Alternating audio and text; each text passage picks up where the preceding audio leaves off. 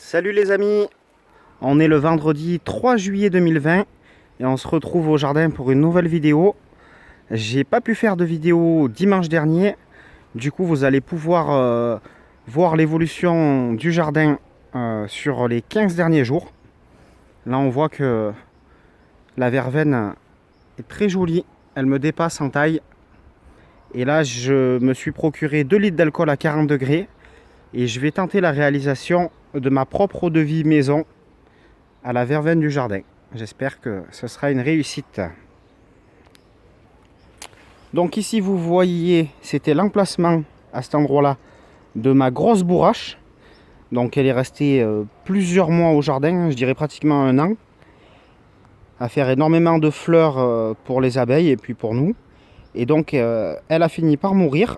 Mais comme je vous le disais, la bourrache est une plante, une fois que vous l'avez dans votre potager, vous voyez, il y en a encore ici, là-bas, qui est même en fleurs.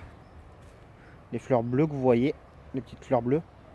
Une fois que vous l'avez dans votre potager, vous l'avez à vie, puisqu'elle va faire son cycle naturel. Et là, comme vous le voyez, tout ça ici, là, c'est des jeunes bourraches, des petits plants de bourraches. Donc vous en avez vraiment après en abondance.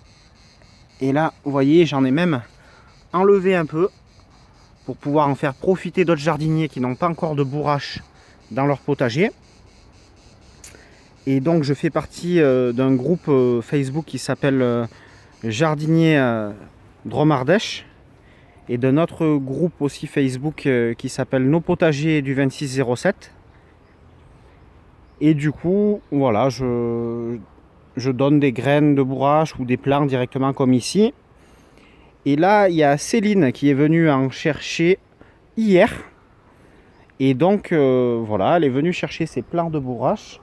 Et elle m'a gentiment offert en échange des plants de consoude que vous voyez ici.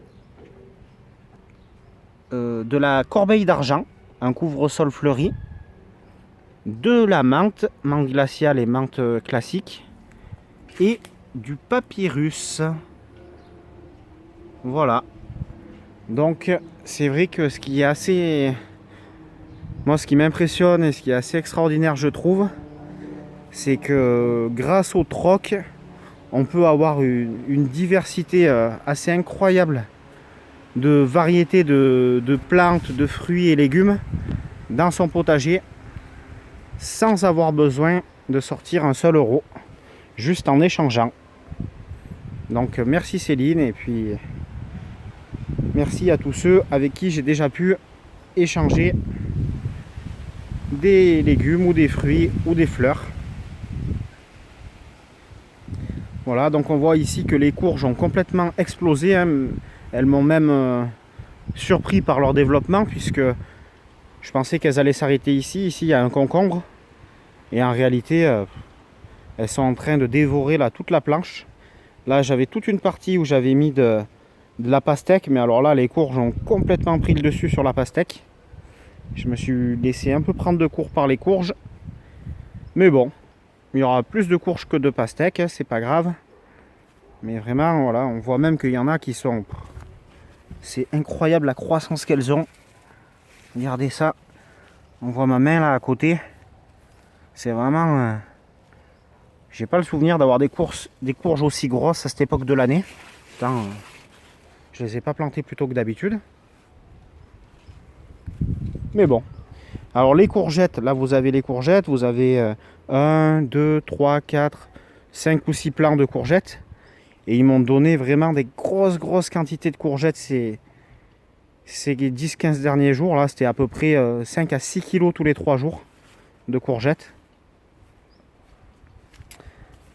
Voilà. Hop, une herbe sauvage que j'enlève.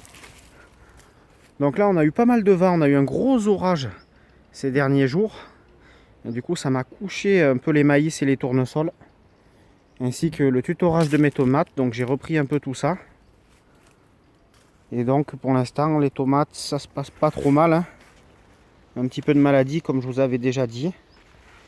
Mais pour l'instant ça va, il y a de la tomate. Ça va arriver bientôt. Enfin, c'est déjà arrivé d'ailleurs, je vous montrerai.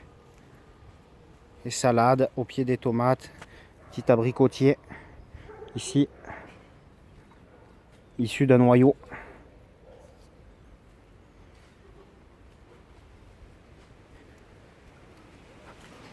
Hop. Il y a quelques concombres. Du melon. Donc là, c'est les tournesols. Hein. Vraiment, c'est une découverte pour moi cette année, les tournesols. J'en avais jamais fait au potager. Et je suis très très content. Ah, celui-là, il monte facilement à 3 mètres. Ils ont été un peu couchés par le vent, mais pour l'instant, j'ai pas eu besoin de les tutorer plus que ça. Pour l'instant, ça tient. Voilà.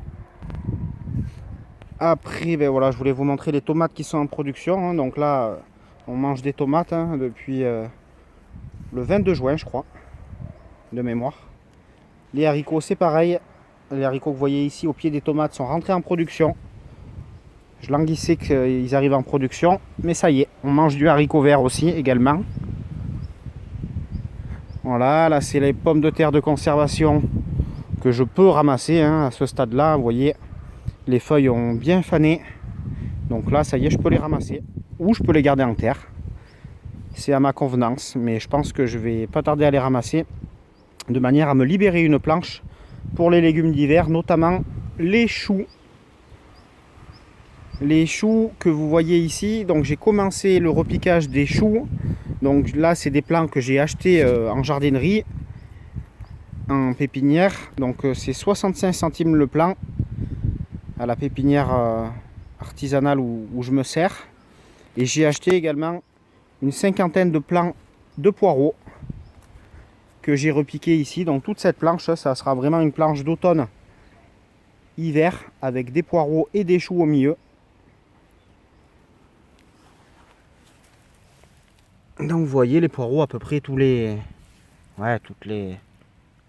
Il y aurait 10-15 cm d'écartement sur le rang. Donc je les coiffe en haut et en bas, hein, c'est-à-dire que je coupe la partie supérieure du feuillage ainsi que la partie inférieure un peu, je coupe un peu de racines histoire de faciliter un peu le démarrage, ce qu'on appelle l'habillage du poireau ou le coiffage selon les expressions. Voilà, donc j'ai fait des semis de poireaux moi-même, j'ai fait des semis de choux moi-même. Par contre, c'est vrai qu'il m'arrive d'acheter des plants tout faits. Des fois, je fais un mixte des deux sur certaines choses qui sont un peu délicates à réaliser pour être sûr voilà, d'avoir de la réussite. Donc là, bon, ben, ça, il y a 2 choux rouges, 2 choux romanesco et 2 choux de Bruxelles. Donc sur les variétés de choux, je sais que j'en mets de très petites quantités, hein, comme là 2 pieds par variété. Je ne vais pas m'amuser à faire mes propres semis hein, pour 2 plants. Je les achète en jardinerie. Il n'y a pas de souci. Et puis les poireaux, ben, après il faudra que je repique ceux que j'ai produits moi-même à partir de la graine. Alors là, j'étais très très content de ces courgettes là.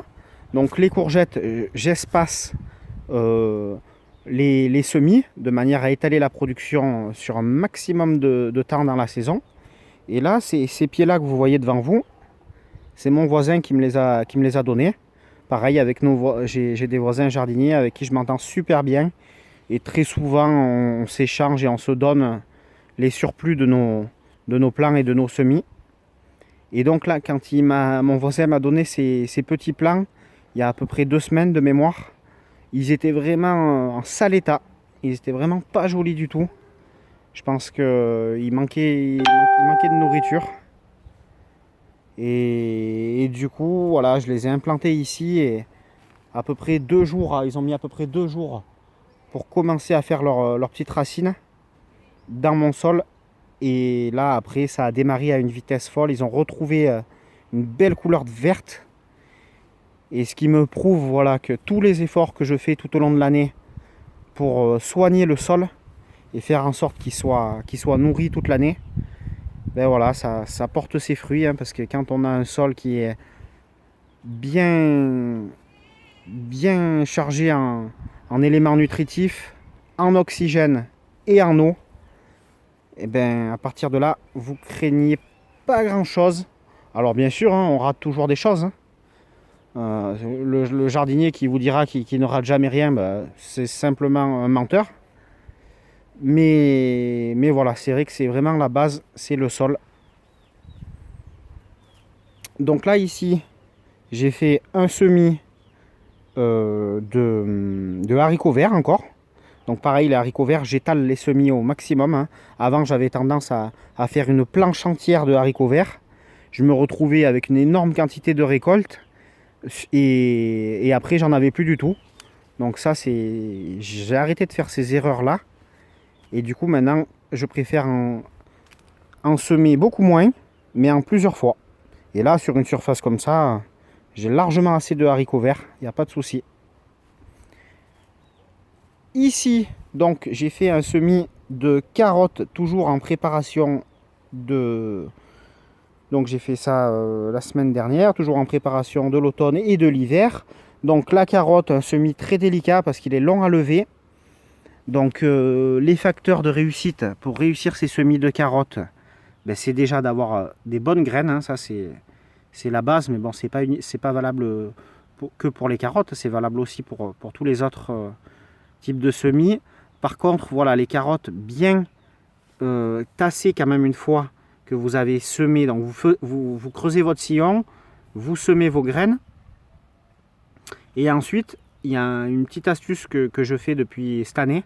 C'est qu'au lieu de recouvrir avec de la terre du jardin, je recouvre avec du terreau. Et c'est vrai que ça permet une meilleure levée, une meilleure germination des graines, j'ai remarqué. Parce que c'est des graines qui sont quand même délicates.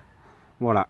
Donc, deuxième facteur de réussite, mettre du terreau au lieu de recouvrir de terre de jardin. Et enfin, troisième facteur de réussite, jusqu'à ce que ça lève, bien arroser et tenir humide. Et arroser tous les jours. Parce que si jamais ça sèche au moment où c'est le plus fragile, ben ça va mourir. Voilà pour les carottes. Voilà, je suis très très content aussi des fleurs cette année. Hein. Là, il y a les œillets d'Inde qui sont magnifiques. Vraiment, je suis très très très content d'avoir mis des fleurs au potager cette année. Ici, vous avez des soucis. La bourrache qui est venue toute seule ici aussi. Voilà.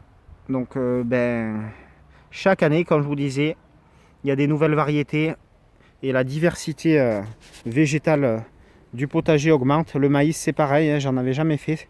C'est la première année que j'en fais. Là, j'ai désherbé la planche d'oignons. Bon, je m'étais fait vraiment gagner par les herbes sauvages. Bon, c'était aussi un choix, c'était une expérience dont je voulais vous parler. Mais j'aurai pas le temps de vous en parler aujourd'hui, malheureusement. Parce que là, on est déjà à 13 minutes de vidéo. Là, on voit les tomates aussi qui vont arriver bientôt en production. Et je vous quitte sur ces merveilleuses